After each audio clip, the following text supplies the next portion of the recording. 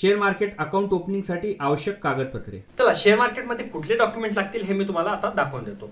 आता शेअर मार्केटमध्ये जर सुरुवात करायची असेल तर डॉक्युमेंटची ही जी रिक्वायरमेंट आहे, आता सगळ्यात अगोदर जो आहे प्रूफ ऑफ आयडेंटिटी. याचाच अर्थ काय? Driving licence.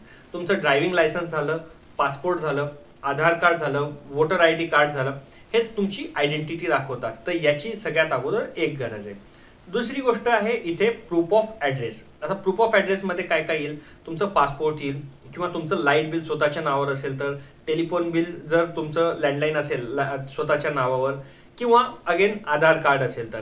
आता याच्यामध्ये सगळ्यात बेस्ट सांगायचं जर झालं तर आजच्या घडीला सगळ्यांकडे आधार कार्ड हा असतोच असतो. तर याच्यामुळे आधार कार्ड दिलं तर तुमचं काम होऊन जाईल. आता तिसरी गोष्ट जी आहे ती पॅन कार्डची. तर पॅन कार्डची तर रिक्वायरमेंट ही मॅन्डेटरी आहे, हे तुम्हाला द्यावंच लागेल.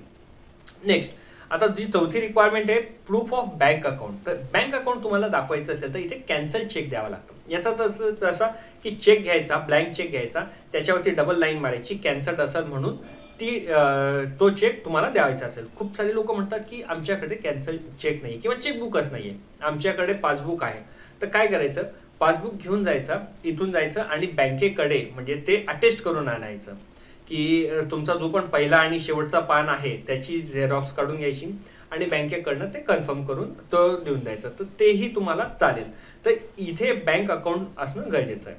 आता नेक्स्ट जी आहे पाचवी रिक्वायरमेंट आहे 1 ते 3 पासपोर्ट साईज फोटोग्राफ. तर ह्या 5 गोष्टी केल्या तर तुमचं शेअर मार्केटचं ॲटलिस्ट तुम्ही शेअर खरेदी आणि विक्री करू शकतात या 5 डॉक्युमेंटच्या याच्यामध्ये.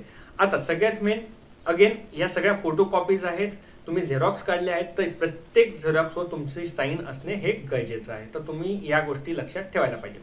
आता नेक्स्ट जो 6वा मी इथे दिलेला आहे तो ऑप्शनल आहे. तर इक्विटीमध्ये म्हणजे डेरिव्हेटिव्ह ट्रेडिंग तुम्हाला जर करायची असेल पुढे मागे तर तुम्ही पैसे तर लागत नाही आहे आणि एकदामध्ये काम होत असेल तर तुम्ही काय करायचं, इथे ITIची acknowledgement copy, proof of income द्यावा लागतो.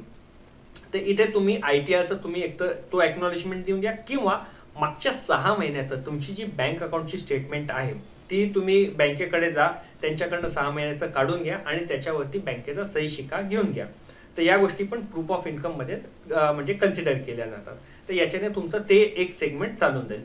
नसेल जरी आता नाही करायचं असेल, नंतर करायचं असेल तर तुम्ही नंतर करा, काही अर्जंट नाही आहे.